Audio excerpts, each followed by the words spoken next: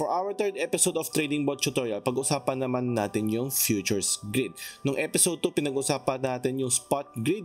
So itong dalawa, wala naman masyadong pinagkaiba. So itong video to ay medyo maikli lang. Again, before we start, remind ko lang, this is purely educational content only. Ang ginagamit kong exchange as an example dito ay OKX. Isa po siyang unregulated exchange dito sa Pilipinas. So trade at your own risk. Use this at your own risk. So ngayon, nandito tayo ngayon sa homepage ng OKX. Click mo lang yung trade sa lower middle.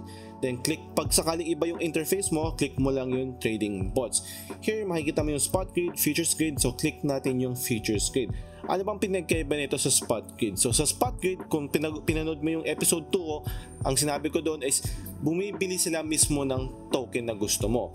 So kunyari ang spot grid mo ay BTC USDT, so bibili siya ng BTC over time, magbebenta rin siya over time. So buy low, sell high lang siya.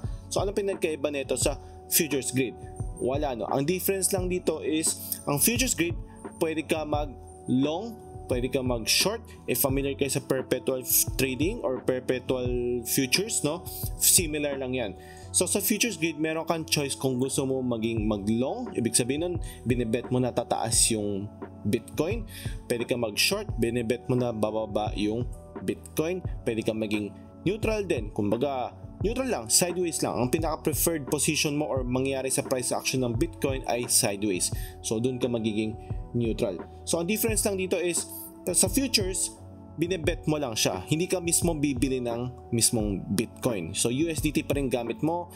So bebet ka lang. If tumaas, if binet mo ng ginamit mo USDT, binet mo na tataas yung Bitcoin, ibig sabihin nag-long ka and tumaas yung Bitcoin, then kumikita ka, magbebenta siya if naka-long position ka. Pag naka-short position ka, binebet mo naman na babagsak yung Bitcoin. So pag bumabagsak yung Bitcoin, again, hindi mo binibili mismo yung Bitcoin, binebet mo lang na kung babagsak siya or tataas siya.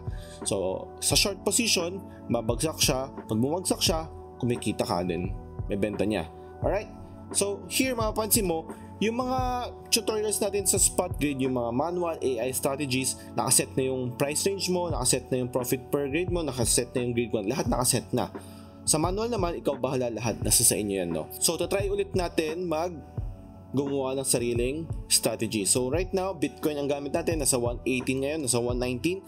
So let's say 125. Ang lower natin maybe 100,000.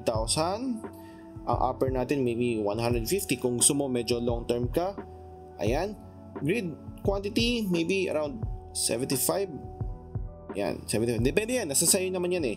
Tapos yung capital mo and yung leverage mo. So dito sa leverage, dito natatalo yung mga karamihan na tao. So for example, explain ko sa inyo yung leverage.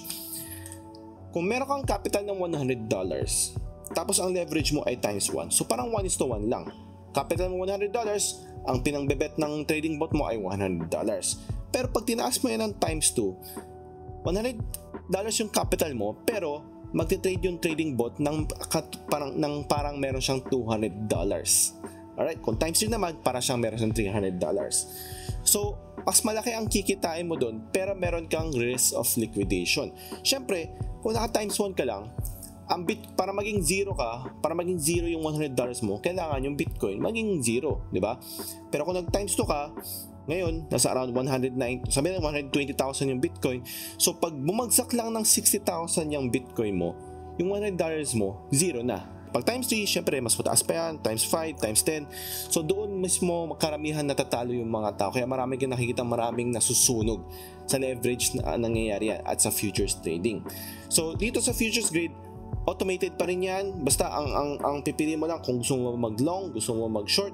So kahit nasa bear market tayo, kahit bumabagsak ang Bitcoin kung saan mas maraming taong nawawalan ng interest sa crypto, pwede ka pa rin technically kumita sa crypto. Not necessarily pag scenario yung nasa bear market na yung crypto, hindi na kumikita yung mga tao. Marami pa rin kumikita yung mga tao, yung mga nag-short. Kung feel mo for the next 2-3 weeks, nasa sideways lang siya, nasa around 110, 120 lang siya, up and down lang siya, then ang preferred position mo ay neutral.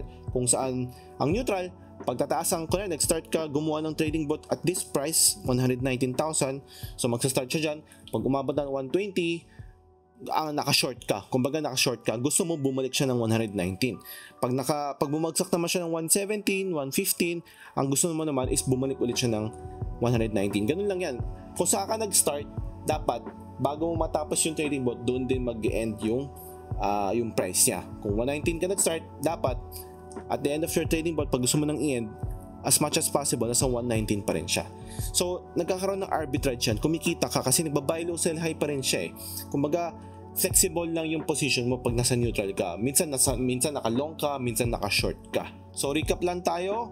Futures, spot grid, wala masyadong difference. Sa futures lang is binibet mo na aakyat or babagsak or neutral lang. While sa spot, binibili mo yung Bitcoin mismo, as in nagkakaroon ka ng Bitcoin asset and bebenta mo siya automated na pag umaakyat siya.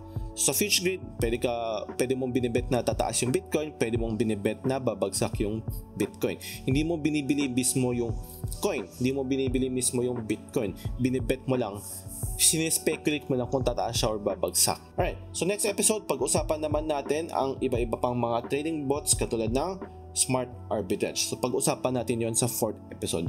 So if inaabangan nyo, make sure nakasubscribe kayo sa channel ko, like mo na rin to, share mo rin to, itong video sa mga friends mo.